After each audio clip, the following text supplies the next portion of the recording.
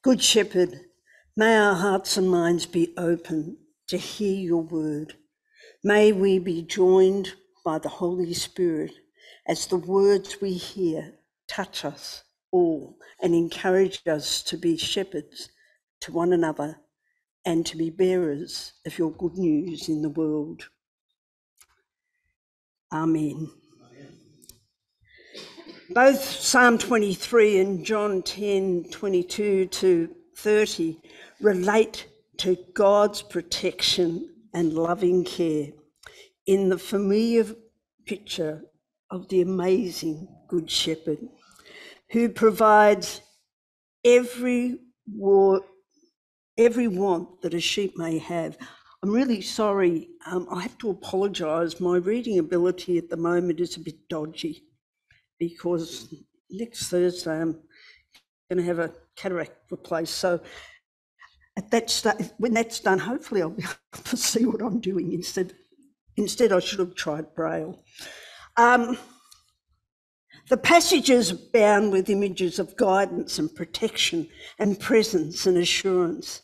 To be part of the shepherd flock means to be watched carefully so that no foe can snatch us away. And this is really terrific because no foe can snatch us from the divine caretaker. And together, the texts give ample reason for living without fear and to trust in our vigilant and loving God. So in our reading last week, if you remember last week, our reading was about Jesus talking to Peter. And if you remember, Jesus said to Peter, "Do you love me?" And when Peter said, "Yes, Lord, you know that I do," well, Jesus said to him then, "Peter, love my sheep, feed my sheep, and take care of my lambs." And we heard then how important it is for us to be obedient to that direction from Jesus, to care for each other, understanding that we are in various stages of our faith journey and continuing to grow in the faith and to learn to trust in our Good Shepherd. And like Peter, we're called to minister to people, to care for people at their point of need and at a level that they can cope with. But it is important for us to connect to the divine shepherd so that we can reflect his love and grace to all people. Now, in the reading from Acts, we see Peter doing just as Jesus directed, following Jesus' example by spreading the good news and caring for the sheep. He was being Jesus' witness, not just in Jerusalem, but in the whole world. We read about how Peter was working away there in another town, and we heard about a woman called Tabitha or Dorcas, and she was doing amazing stuff in Joppa. But unfortunately, we read that Dorcas passed away. Dorcas had this she was an amazing member of a house church, and she had the heart of a deacon or a deaconess, as the case may be, in that she cared for the widows and she cared for the poor, and she gave of herself as well as her gifts as handmade clothing to help those who needed it most. Now, some of you may or may not know, when I come to looking at readings, I like to do a bit of digging and delving because I figure digging and delving is fairly important.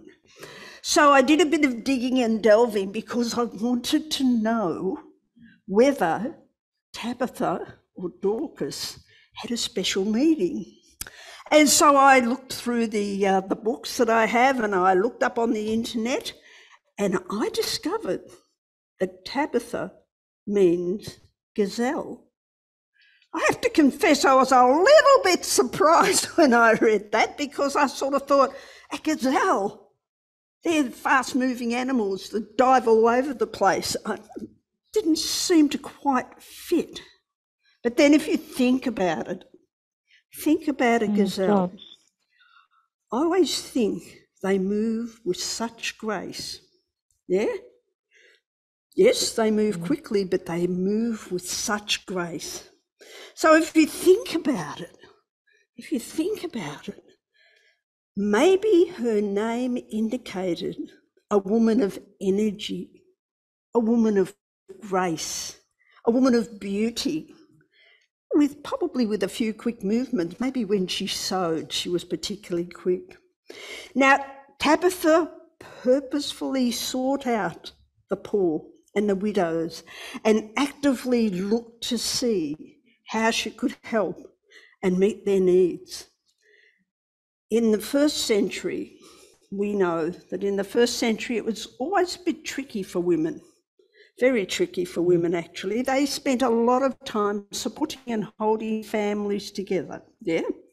They were being good mothers, good wives, good family members. But if they found themselves to be widowed, it was a disaster, because they had no one to care for them unless somebody was generous with them, because they had no man to support them. So Tabitha was engaged in the needs of her community. Her lifestyle showed that love is an active verb, intent on doing good for others. Now, Luke, we know that Luke wrote Acts, so I'm going to refer to the fact that Luke's description of Tabitha in Acts makes it easy to imagine her home as welcoming, open, and full of people. Luke indicates that Tabitha's home functioned as a community centre for believers.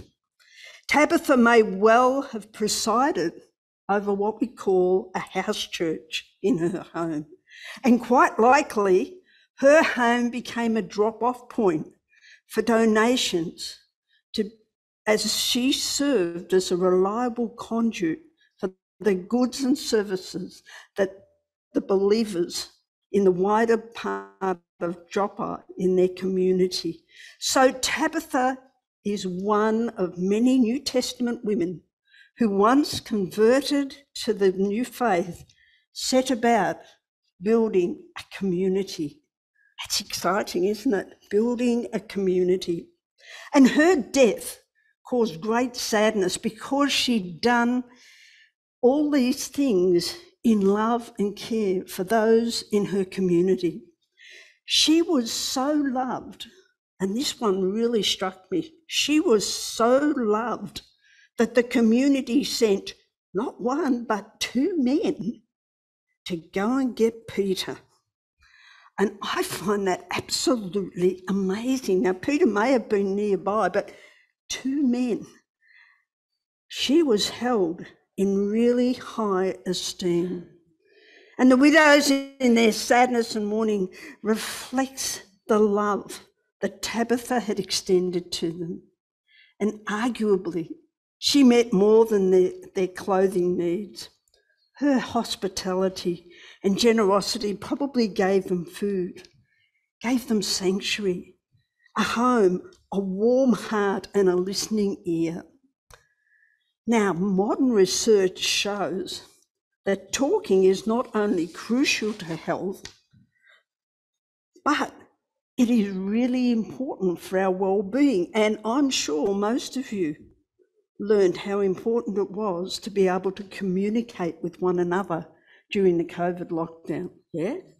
How important that was, because without that communication or that relationship sharing, it's really, really hard. And they say that if you communicate with people, if you had that opportunity to chat with people, have relationships with people, it can extend your life. Aren't you impressed? Yeah. And I'm sure you know that because you've been through the COVID lockdowns and you know just how important it was for us to have that interaction, the Zoom services and all those wonderful things. Tabitha's outreaching kindness undoubtedly saved lives. So the scene was one of real sadness when Peter arrived, but Peter was able to pray, and he prayed for resurrection and for Tabitha and gave her back to her community. I reckon it's an amazing story in which Peter almost mirrors the actions of Jesus. But I believe that it's a story that's not just about healing. I believe it's a story about community.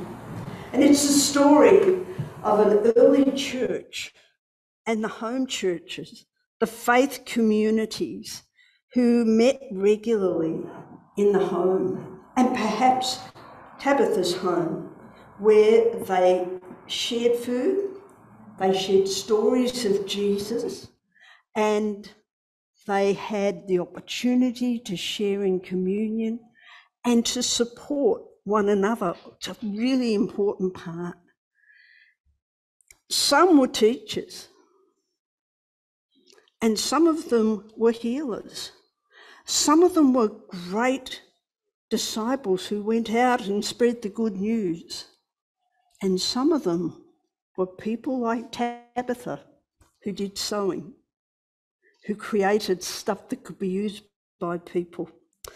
Now, I don't know about you, but I'm not very good at sewing and knitting. As a matter of fact, I'm fairly hopeless at it. My mother was excellent. She sewed clothes for me. She made jumpers for me. She was amazing. But I'm hopeless at it. But I'm sure there's people here that are really good. I know there's people here that can knit butterflies and people that can knit hot cross buns, which is quite an amazing feat. But that's not something I can do. Yeah. Some of us can do stuff, and there's a lot of stuff you people can do that I can't do. But because we are a community, we can work together to get the best of the outcomes. Tabitha was thought of to be an apostle, a follower of the new way, and she had the most amazing ministry. And you know, there's nothing at all in Acts or in this story to tell us that Tabitha ever preached a sermon. And yet everything she did was a sermon, a witness to the love and the grace of God and the generosity she showed as a response to the love and grace and generosity of Jesus. These small communities were able to reach out because they used their gifts to support one another. As I said, I can't knit or sew, but there's always someone who can do some of these amazing things. And they looked outside. They looked outside in their community to see what they could do. And these small churches looked to find the next person who might just come along and join the flock. And they looked at following the ways of the Good Shepherd: care, nurture, feed, protect, and always have a place prepared for those in need. Now, we're aware that as our numbers in the church dwindle, that it's hard for us to look at the next step, the next mission outreach, the next way to be part of a faithful flock who follows the way of Jesus. Perhaps the example of Tabitha and her home church could be a good pattern for us to follow. Meeting together in a home, sharing in the joys and concerns that are in our daily lives, and perhaps share a meal or a cuppa or whatever and read the good news in the Bible and look outside of ourselves to where God is at work in the community.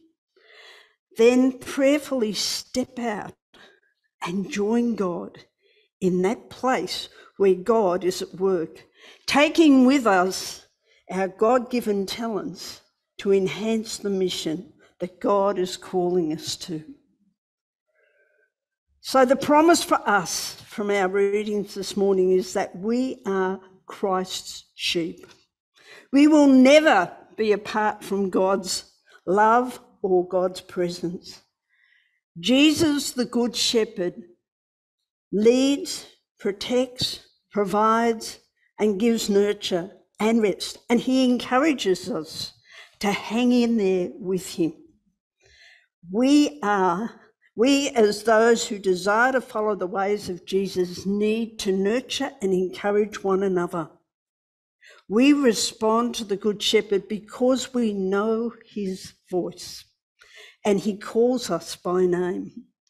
And we're also called to use our talents, the gifts of God, to reach out in love and care to the community, not just to get people to come to church, not just to get people to come to church, but to show the example, like Tabitha, of the love and the grace of those who follow the Good Shepherd.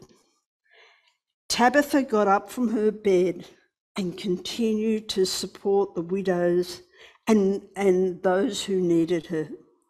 Perhaps, as loved and forgiven children of the Good Shepherd, we too could look at the needs around us and reach out in love and care and support, reflecting to others the amazing love, grace and peace of Jesus. Amen.